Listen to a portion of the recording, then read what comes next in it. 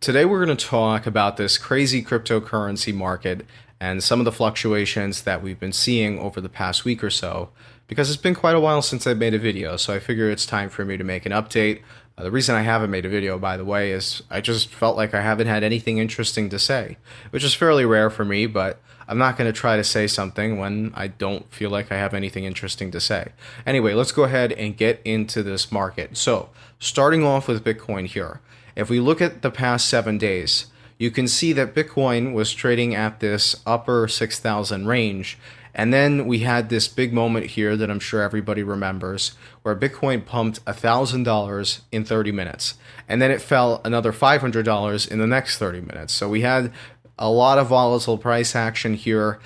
And one of the things I want to note about this is that right before this pump happened, I was starting to get very tempted to buy Bitcoin at around 6,800. So roughly on April 10th or so, I was starting to get very tempted to buy Bitcoin. Now, what's interesting to note about this is that if we pull this back to the 1 month here, you can see that we were trading in this upper 6,000 range going all the way back into March. So there was roughly a 2-week period here that we traded completely sideways in the upper 6,000, lower 7,000 range. Yet I didn't feel tempted at all to buy Bitcoin back here because there was always that potential in my mind that it was going to go lower. That was where the momentum was. Once we got to April 10th, though, there was this shift in my mentality. I all of a sudden was starting to get tempted to buy Bitcoin because I had a fear of missing out on the next pump. In other words, I was tempted to FOMO into Bitcoin. Now, I have rules in terms of what my position sizes can be. And I've hit that rule in terms of the position size for Bitcoin. So I can't buy more Bitcoin until Bitcoin comes down to 5,000. That's a rule I've set for myself. And one of the things you'll learn as you get more experience with trading and investing is that it's always best to stick to those rules rather than break them whenever you have a gut instinct or temptation. But that's what I had. And I always note feelings like that. And the reason I note feelings like that is because when I feel it, that means a lot of other people are feeling it as well. And I think what happened here is some sort of algorithmic trading caused it to pump a little bit. And then all of a sudden, that gave validation to other people that were getting tempted to FOMO in back here. And then they started FOMOing into Bitcoin. So at this stage, I actually think that Bitcoin might have reached a bottom. I was starting to think that here. And if that's the case, again, I think other people are thinking it as well. And we might be on our way to the second wave of bull run. Here's the thing though. I'm still not going to buy any Bitcoin until it goes down to 5,000 or the absolute size of my portfolio grows to a large enough size that I'm willing to increase my allocation to Bitcoin a little bit. On a relative basis, it'll stay the same, but on an absolute amount, it might go up. So a lot of people always have question marks about that sort of a thing, why I impose those rules. And the reason I impose those rules is because it is far more important to preserve your capital than it is to maximize your gains. And to illustrate this, I mean, think about if I had bought back here, or let's just put you in this example. Let's say you have a maximum position size. You buy at 6,800 against your rules just because you're very tempted, and then you flip this pump. So flip it so that it's now a dump where it went down $1,000 in 30 minutes. Think about what that would have done to you psychologically. All of a sudden, logic is going to go out the window, and it's going to be very difficult for you to make decisions about your trades because you're overexposed. So now you're going to end up in a situation where you're more likely to sell at a huge loss than you are to hold. And it's also going to be difficult for you to identify, do I think it's going to go lower or do I think it's going to rebound? You might be thinking it's going to go lower just because you're emotionally scared of it going lower. So my whole point here is always limit your position size to whatever you feel comfortable with. I've always mentioned that rule of thumb just because I think it's such a valuable one. But yes, that temptation being there tells me that it's there for other people in the market. I think we have hit a bottom for Bitcoin. I don't think it's going to go below 6,000. That said, I am prepared for it to go below 6,000 because I stuck to my rules and didn't buy any back here. And again, I will be very grateful for that if I end up being wrong and Bitcoin tanks down to 4,000, for example. But I just wanted to mention that about Bitcoin. Let me go ahead and get into what is my overall opinion on the market, or let me go into altcoins a little bit here. So one of the interesting elements here is that Bitcoin dominance has started to come down. And that is a sign of increased confidence in the market. That is a risk-on trade. When people move from Bitcoin into altcoins, that shows more confidence because obviously altcoins are a lot more volatile than Bitcoin, and they're also much more likely to die in the event of a bear market. So that means that there's a little bit more confidence in the market. I'm starting to have a little bit of doubt in my Bitcoin dominance to 50% figure, which means if I'm starting to doubt that, and again, remember that I was the guy who's been touting this for quite some time, even when nobody else believed it. If I'm starting to doubt it, then certainly that means other people are starting to doubt it as well. That's a good sign for the market as a whole, although it's not a good sign for buying Bitcoin relative to altcoins. Now, at this stage, I'm still majority Bitcoin, but I am starting to look for different altcoin positions that are attractive. One of the interesting things here is that the Cardano trade that I made has finally turned profitable on a Satoshi level. So we bought this at 2.6 thousand Satoshi. We are finally up to 3,000 Satoshi, but that was initially a very bad trade. It went all the way down to, I believe, 1.8 thousand Satoshi at the lowest. And now we've had this huge move to the upside, which of course has been quite nice. But we're not going to say it's profit until we lock anything in. And I'm not going to lock in anything in yet, although I'm thinking about it soon because we're starting to get closer and closer to some resistance levels that I'd like to take some profits at if I get the opportunity to do so.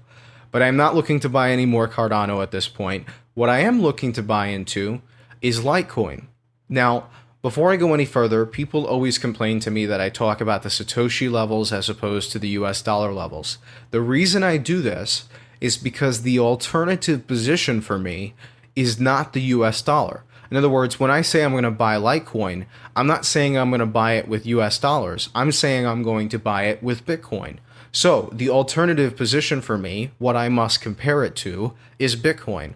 So I need to outperform Bitcoin for this trade to be worth it. Otherwise, I'd just be better off buying Bitcoin and holding it, or holding my Bitcoin in general. I just want to make that key distinction here because people tell me all the time, Satoshi levels are not useful or I don't know how to interpret those. That's fine. I really start thinking about how you should interpret those because unless your alternative holding is US dollars, in other words, you're saying I'm going to buy Litecoin directly with US dollars, you really shouldn't be thinking too much about it in US dollar terms because it's more important to think about it in Satoshi levels and then have an overall opinion on where Bitcoin is going, which for me in particular, I think that Bitcoin is going to go up from here. So that's all I need to know. I don't have to worry about the US dollar level at that point because I think the US dollar level is going to go up regardless of what happens to the Satoshi levels. I just want to outperform Bitcoin.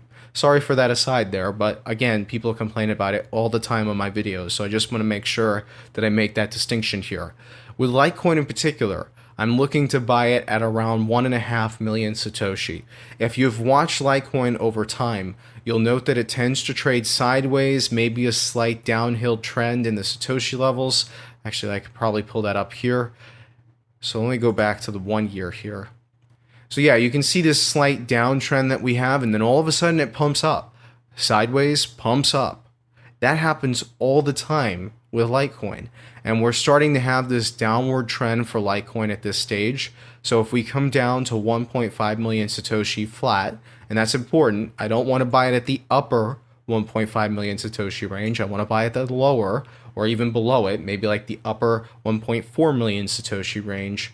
At that point, it will start becoming a little bit more attractive for me. So this is one that I'm watching closely. Again, because Litecoin has a tendency to pump out of nowhere. Another one that I'm watching closely is Monero. You guys know that I bring up Monero quite frequently, but what's interesting about it this time, it hasn't come down to that 2 million Satoshi level like I was hoping for it to do, but it is below 2.5 million Satoshi, and the important point that I want to really focus on here is that Bitcoin dominance has been going down, yet Monero has been underperforming relative to Bitcoin.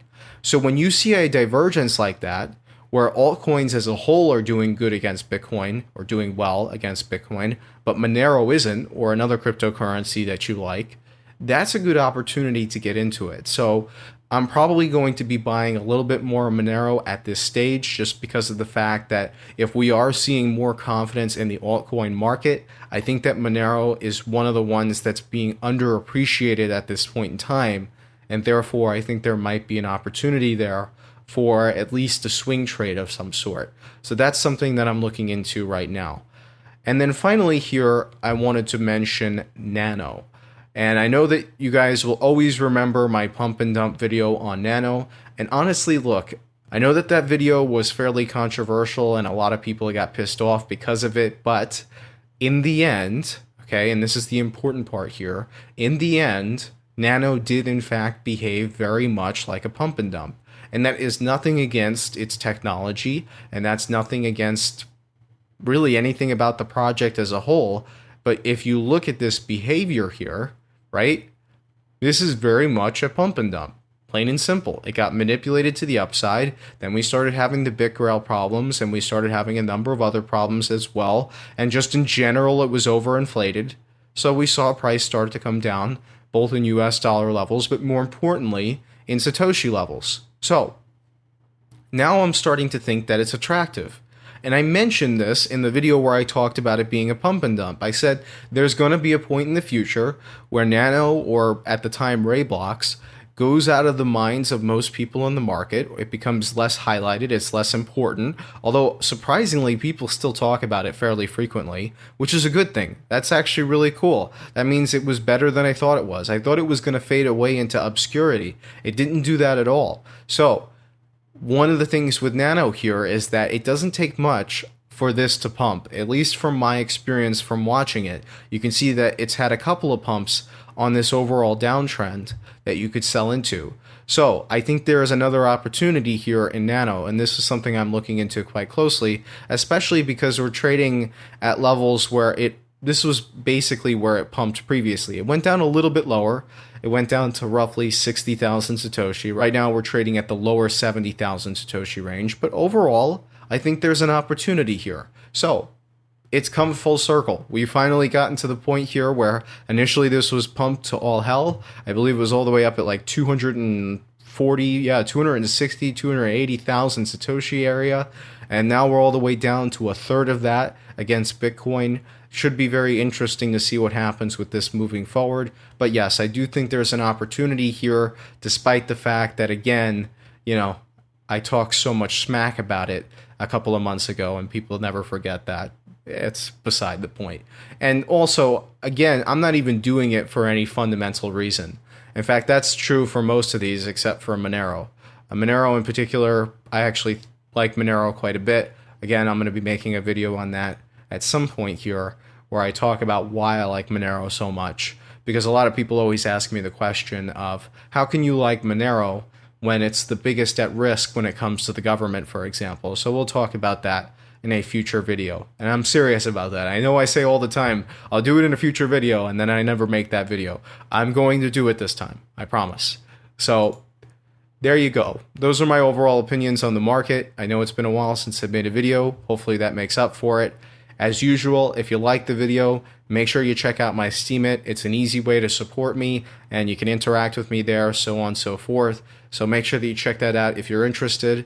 Otherwise, as usual, leave a like, comment, and subscription. Please subscribe. My channel has completely died at this point because I haven't given it attention. So go ahead and hit that subscription button. Make me feel better, especially because every time I upload a video now, because it goes out to mostly subscribers, I'm losing more subscribers than I'm gaining. Come on, guys. Come on. I'm not that annoying, right? Anyway, beside the point. As usual, if you like the video, do the things that I just said. Thank you for watching.